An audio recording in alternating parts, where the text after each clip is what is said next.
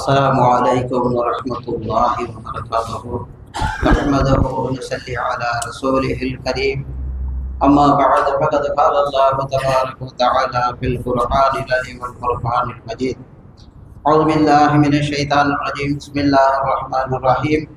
يا أيها الناس اتقوا ربكم الذي خلقكم من نفس واحدة. صدق الله العظيم.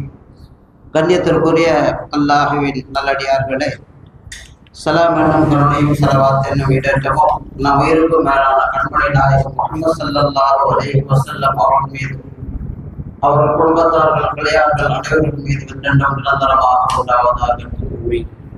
அருமையானவர்களே, இன்றைய 4வது நாள் தராவீஹ் தொழுகையிலே சூரத்துன் நிசா என்று சொல்லக்கூடிய அத்தியாயம் ஓதப்பட்டது. இதில் ஆரம்பமாக அல்லாஹ் ஒரு செய்தியை முதல் ஆயத்திலே சொல்லி காட்டுகிறார். யா அய்யுஹன்னாஸ் தக்கூ ரப்பக்கும் அல்லதீ கலகக்கும் மின் நஃப்ஸின் வாஹிதா. ஓ மனிதர்களே, உங்கள் இரட்சகனை நீங்கள் பயந்து கொள்ளுங்கள். அவன் எத்தகையவன் என்று சொன்னால், உங்களை ஒரே ஆன்மாவிலிருந்து படைத்தார். உங்களுடைய இரட்சகனை அல்லாஹ்வை நீங்கள் பயந்து கொள்ளுங்கள். இது முழு மனித சமுதாயத்திற்கும் சொல்லக்கூடிய ஒரு கட்டளை. முஸ்லிம்களுக்கு, மூமின்களுக்கு மாத்திரம் இல்லை. உங்களை எல்லாம் இந்த உலகத்திலே எத்தனை மனிதர்கள் இப்பொழுது வாழுகின்றார்களோ, இதற்கு முன்னால் வாழ்ந்தவர்களோ, அவர்கள் எல்லாம் ஒரே தந்தை தாய்க்கு பிறந்த சந்ததியிலிருந்து வந்தவர்கள் என்று அல்லாஹ் சொல்லி காட்டுகிறான். பிறப்பிலே தலையில பிறப்பதோ, தோளில பிறப்பதோ, தொடையில பிறப்பதோ, காலில பிறப்பதோ, அது மாதிரி எல்லாம் இல்லாமல் ஒரே தாய் தந்தையருக்கு நீங்கள் பிறந்தீர்கள் என்று அல்லாஹ் முழு மனித சமுதாயத்தையும் பார்த்து அல்லாஹ் சொல்லி காட்டுகிறான். அருமையானவர்களே, முதல் மனிதர் ஆதம் அலைஹிஸ்ஸலாத்து வஸ்ஸலாம் அவர்கள், அவருடைய அருமை துணைவி ஹவ்வா அலைஹிஸ்ஸலாத்து வஸ்ஸலாம் அவர்கள் சொர்க்கத்தினுடைய சுகபோகங்களிலே ஊறி திளைத்து வாழ்ந்து கொண்டிருந்தார்கள். அவர்களின் மூலமாக ஏற்பட்ட சந்ததிகள் தான் இன்றைக்கு உலகத்திலே பரவி அப்படியே விரிந்து ஏறக்குறைய நாம் வாழக்கூடிய இந்த காலகட்டத்திலே 600-700 கோடிக்கும் அதிகமான மக்கள் வாழ்ந்து கொண்டிருக்கின்றார்கள். இதற்கு முன் எத்தனை பேர் வாழ்ந்தார்களோ, இனி எத்தனை பேர் வாழ போகின்றார்களோ, அத்தனை பேர்களும் ஒரே ஆன்மாவிலிருந்து, ஒரே தாய் தந்தையிலிருந்து வந்தவர்கள் என்று அல்லாஹ் அழகான இந்த ஆயத்திலே சொல்லி காட்டுகிறார். கண்ணியமானவர்களே, இந்த குர்ஆனுடைய ஆயத்துகள் என்பதே எதற்கும் ஒப்பிட முடியாதது. இமாம் புஸ்ரி ரஹ்மத்துல்லாஹி அலைஹி அவர்கள் சொல்லுகின்றார்கள், குர்ஆனுடைய வசனங்கள் கடல் அலையை போன்றது. கடல் அலை எப்பொழுது ஓயும்?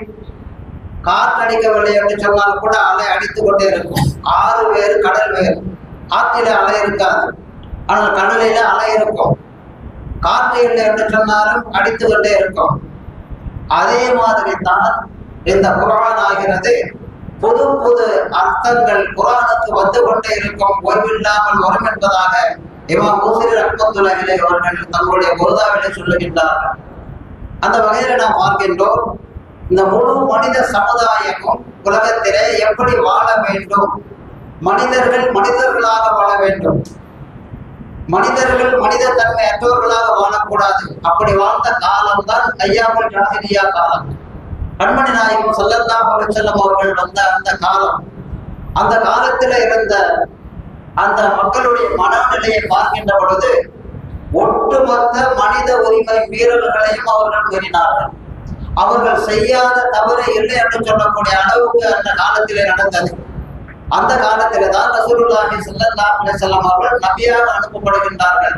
வேறு எந்த உம்மத்தும் இது மாதிரி குற்ற செயல்களிலே, மனித உரிமை மீறல்களிலே ஈடுபட்டதாக மற்ற நபிமாருடைய வரலாறுகளிலே பார்க்க முடியாது.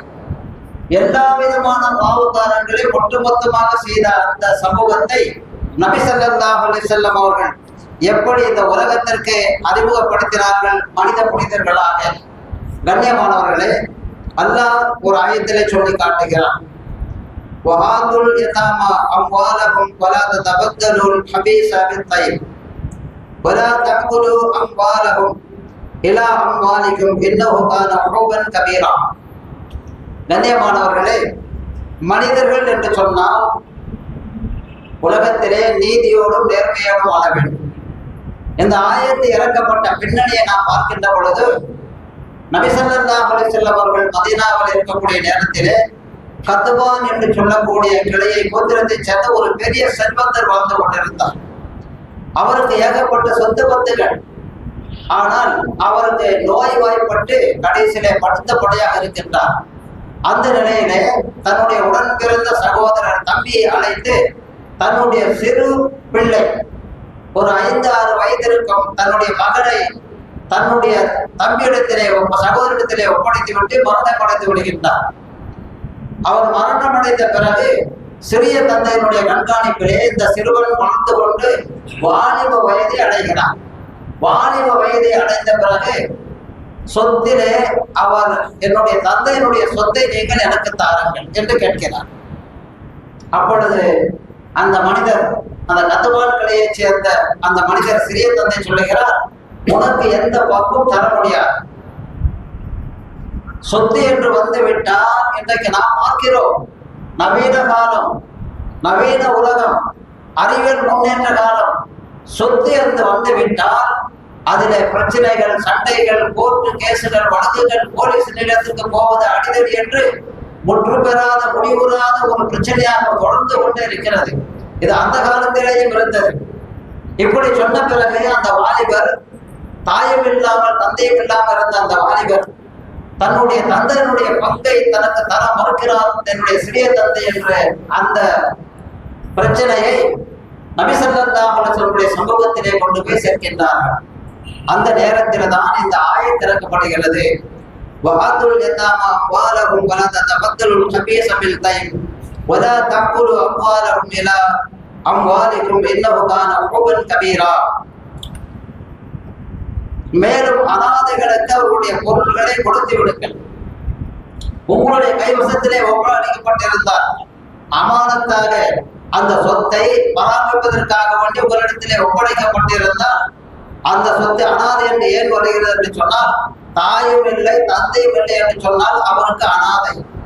ஆனால் வளர்ந்து வாலிபத்தை அடைந்து தனக்கு தேவையானவற்றை தானே அவர் செய்து கொள்வதற்கு அறிவு முதிர்ச்சி பெற்றுவிட்டால் அவர் அனாதையாக ஆக மாட்டார் என்பது மார்க்க சட்டம். அருமையானவர்களே, அப்பொருள்களை அனாதைகளுக்குரியவர்களை நீங்கள் கொடுத்து விடுங்கள். நல்லதற்கு பதிலாக கெட்டதை மாற்றியும் கொடுத்து விடாதீர்கள். நீங்கள் கொடுக்கின்ற பொழுது அவருடைய தந்தை நல்ல நிலத்தை வைத்திருப்பார், நல்ல வீட்டை கொடுத்துட்டு போயிருப்பார், நல்ல வியாபார ஸ்தலங்களை அவர் உற்பத்தி செய்து தந்திருப்பார்.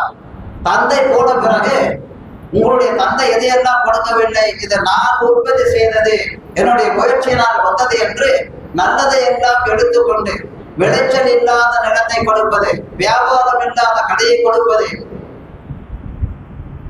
எதற்கும் உதவாத வீட்டை கொடுப்பது, நல்லதை தான் வைத்துக் கொண்டு நல்லது இல்லாததை பிறருக்கு அவருக்கு கொடுப்பது. அதனால் இது மாதிரி நல்லதுக்கு பதிலாக கெட்டதை மாற்றியும் கொடுத்து விடாதீர்கள் என்று அல்லாஹ் சொல்லி காட்டுகிறான்.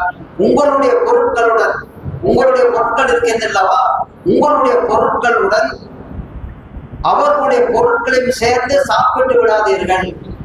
உங்க பொருளோடு சேர்த்து அந்த அனாதைகளுடைய பொருள்களையும் நீங்கள் சாப்பிட்டு விடாதீர்கள் என்று அல்லாஹ் அழகான இந்த ஆயத்தை சொல்லி காட்டிவிட்டு, இன்னொரு கபீரா, நிச்சயமாக அது பெரிய பாவமாக இருக்கிறது என்று அல்லாஹ் இதிலே முடிக்கிறார். இந்த ஆயத்தை ரசூலுல்லாஹி ஸல்லல்லாஹு அலைஹி வஸல்லம் அவர்கள் அந்த சபையிலே அமர்ந்திருக்கக்கூடிய அந்த கத்வான் கிளையை சேர்ந்த அந்த மனிதர்களிடத்திலே ஓதி காட்டுகின்ற பொழுது அவர் எழுந்திருத்தார். யார சொல்லலாம், நான் அல்லாஹ்விற்கும் அல்லாஹ்வுடைய தூதருக்கும் நாங்கள் கட்டுப்பட்டு அந்த பெரிய பாவத்திலிருந்து அல்லாஹ்விடத்தில் நாங்கள் பாதுகாப்பு தேடுகிறோம். இதோ அந்த முழு சொத்தையும் என்னுடைய சகோதரர் என்னிடத்திலே ஒப்படைத்த முழு சொத்தையும் நான் அந்த சிறுவனுக்கு வாலிபருக்கு நான் கொடுத்து விட்டேன் என்று சொல்லிவிட்டுகிறார்கள். அந்த வாலிபர் அந்த சொத்தை பெற்றுக்கொண்டு அல்லாஹ்வுடைய பாதையிலே அதிகமாக செலவு செய்கின்றார்கள். ரசூலுல்லாஹி ஸல்லல்லாஹு அலைஹி வஸல்லம் அவர்கள் சொன்னார்கள், இவருக்கு சொர்க்கம் வாஜிபாகி விட்டது என்பதாக சொன்னார். அது அருமையான சகோதரர்களே, மனிதர்கள் வாழ்வதற்குண்டான அத்துணை சட்ட திட்டங்களையும் நேர்வழி தரக்கூடியதை அல்லாஹ் குர்ஆனிலே வைத்திருக்கிறார். இன்னும் ஒரு ஆயத்திலே சொல்லி காட்டுகிறார். இன்றைக்கு ஓதப்பட்ட ஆயத்தினுடைய சுருக்கங்களை நாம் பார்ப்போம். ஹுர்ரிமத் அலைக்கும் உம்மஹாத்துக்கும் வபனாத்துக்கும் வஅஹ்வாத்துக்கும் வஅம்மாத்துக்கும். அருமையான சகோதரர்களே, 14 வகையான பெண்களை நாம் மணக்கக்கூடாது. முஸ்லிம்கள் 14 வகையான பெண்களை நாம் மணமுடிக்க கூடாது. சுருக்கமாக சொல்லிக் கொண்டு வருகிறேன். முதலிலே உங்களுடைய தாய்மார்கள். தாயை திருமணம் செய்யக்கூடாது. தாயை திருமணம் செய்யக்கூடாது. இதெல்லாம் முடிந்த பிறகு சுருக்கமாக வேறொரு சம்பவங்களை நான் உங்களுக்கு சொல்லி காட்டுகிறேன். இரண்டாவதாக உங்களுடைய புதல்விகள், உங்களுக்கு பிறந்த புதல்விகள். மூன்றாவதாக உங்களுடைய உடன் பிறந்த சகோதரிகள், அக்காவோ தங்கையோ. நான்காவதாக உங்களுடைய தந்தையின் உடன் பிறந்த சகோதரி, நம்முடைய தந்தையோடு உடன் பிறந்த சகோதரி. ஐந்தாவது உங்களுடைய தாயின் உடன் பிறந்த சகோதரி, அம்மாவோடு பிறந்த தங்கை. ஆறாவது உங்களுடன் பிறந்த சகோதரரின் புதல்விகள், நம்மோடு பிறந்த அண்ணனோ அல்லது தம்பியோ அவருடைய புதல்விகள். 7 உங்களுடன் பிறந்த சகோதரின் புதல்வர்கள், நம்மோடு பிறந்த தங்கையினுடைய புதல்வி, அக்காவுடைய தங்கச்சியுடைய புதல்வி அல்லது அக்காவுடைய புதல்வி, இவர்களை மணக்கக்கூடாது. 8வது உங்களுக்கு பாலூட்டியவர்களான உங்களுடைய செவிலி தாய்மார்கள்.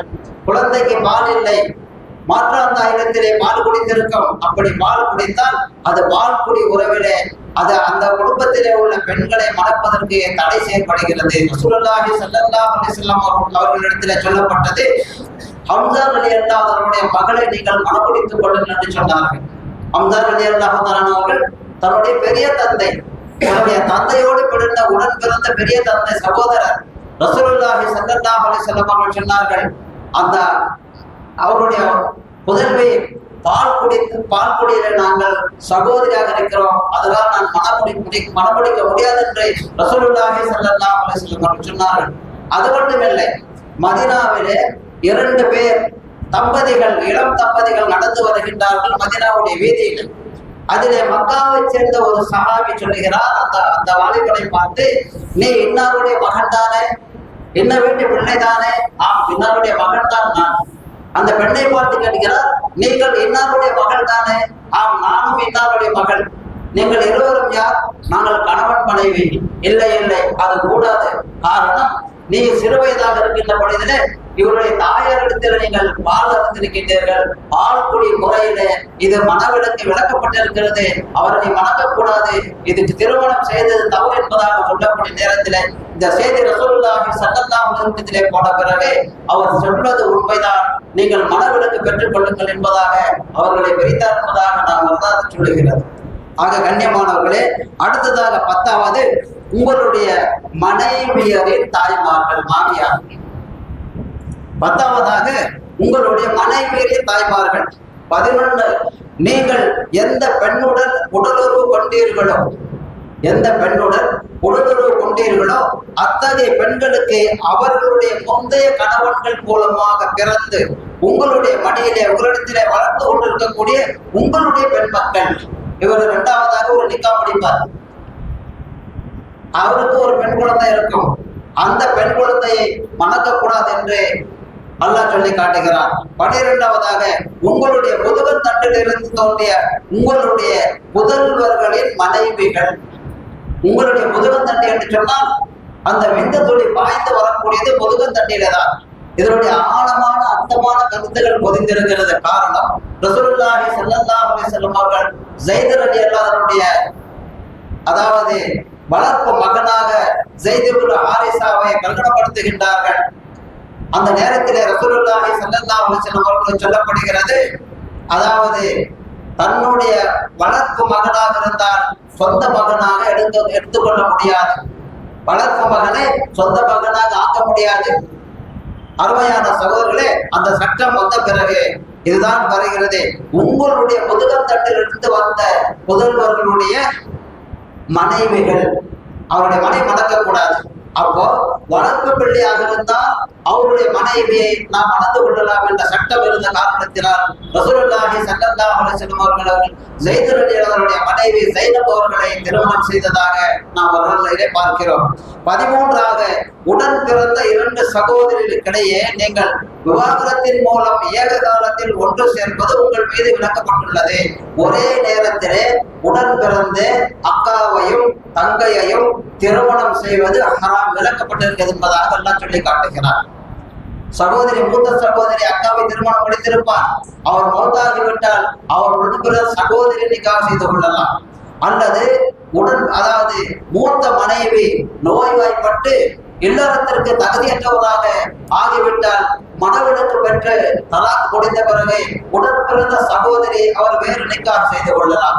ஏக காலத்தில் ஒரே நேரத்தில் அக்காவையும் தங்கையும் திருமணம் செய்வதை எல்லாம் தடை செய்கிறான் இந்த ஆயத்தின் மூலமாக. 14 பெண்களில் திருமணமாகி கணவன் உள்ள பெண்ணையும் நீங்கள் மனத்தில் விளக்கப்பட்டுள்ளது. ஒருத்தரோடு சேர்ந்த வாசனை இருப்பாங்க, அவரிடத்திலிருந்து பறித்து இவர் நிக்காஹ் பண்ணுகிறது. 14 பேர் அல்லாஹ் தடை செய்கிறான். இதுல ஒரு ஆச்சரியம் என்ன தெரியுமா? ஐயாமுல் ஜாஹிலியா காலத்திலே இது விளக்கப்பட்டது, நடந்தது இது மாதிரி எல்லாம். ஆனால் நவீன ஜாஹிலியா காலத்திலே வடநாட்டிலே, வட இந்தியாவிலே இன்னும் சொல்ல போனால் இது அப்பட்டமாக நடக்கிறது. உங்களுடைய தாய்மார்களை திருமணம் செய்யப்படலாம் சொல்கிறேன் அல்லவா? சமீபத்திலே வீடியோவில் நான் பார்த்தேன், தன்னுடைய மூத்த மகனை தாய் திருமணம் செய்திருக்கிறார். என்னிடத்தில் வீடியோ இருக்கிறது. உங்களுடைய புதன்மை திருமணம் செய்யக்கூடாது நல்லா சொல்லுகிறார். தன்னோடு தான் பெற்ற அதாவது பெண் பிள்ளையை தகப்பனை திருமணம் செய்து கொள்கிறார். உங்களுடைய சகோதரிகள் ஒரு குறிப்பிட்ட கட்சியை சேர்ந்த எம்எல்ஏ தன்னுடைய உடன் பிறந்த அழகான சகோதரி வேறொருக்கு மனமளித்து கொடுப்பதற்கு முடியாது என்று உடன் பிறந்த சகோதரி திருமணம் செய்ததெல்லாம் இருக்கிறது. உங்களுடைய தந்தையின் உடன் பிறந்த சகோதரி எதையெல்லாம் அல்லாஹ் 14 பேர்களை விளக்கிறார் அல்லவா? இந்த 14 பேர்களையும் இன்றைக்கு திருமணம் செய்கின்றார்கள் வடநாட்டில். இன்னும் கொடுமை என்னவென்று சொன்னால், தாயையும் மகளையும் ஏக காலத்திலே ஒரே நேரத்திலே ஒரே ஆண் 2 பேரும் நிக்கா பண்றாங்க, கல்யாணம் பண்றாங்க, திருமணம் செய்து கொள்கிறார். இதையும் அதிகமாக தாண்டி போய் 2 ஆண்களை ஒரு பெண் திருமணம் செய்கிறார். அருமைக்குரிய சகோதரர்களே, ஐயாமுல் ஜாஹிலியா காலத்தை எல்லாம் தாண்டி நவீன ஐயாமுல் ஜாஹிலியா காலம் தோடு இருக்கிறது. எத்தனை காலம் வந்தாலும் சரி, நமக்கு சட்டம் அல்லாஹ் சொல்லியது, ரசூல் சொல்லியது, அவ்வளவுதான். அல்லாஹ் சொல்லிவிட்டானா முடிந்தது. ரசூல் ஸல்லல்லாஹு அலைஹி வஸல்லம் சொன்னார்களா, நாம் ஏற்றுக்கொள்ள வேண்டும். அதைத்தான் அல்லாஹ் சுப்ஹானஹு வ தஆலா இதில் சொல்லி காட்டுகிறான். கண்ணியமானவர்களே, அல்லாஹ் சுப்ஹானஹு வ தஆலா முழுமையாக குர்ஆனை விளங்கக்கூடிய பாக்கியத்தை நம் அனைவருக்கும் தருவானாக. வாஹிரு தஅவானா அல்ஹம்துலில்லாஹி ரப்பில் ஆலமீன். அஸ்ஸலாமு அலைக்கும் வ ரஹ்மத்துல்லாஹி வ பரகாத்துஹு.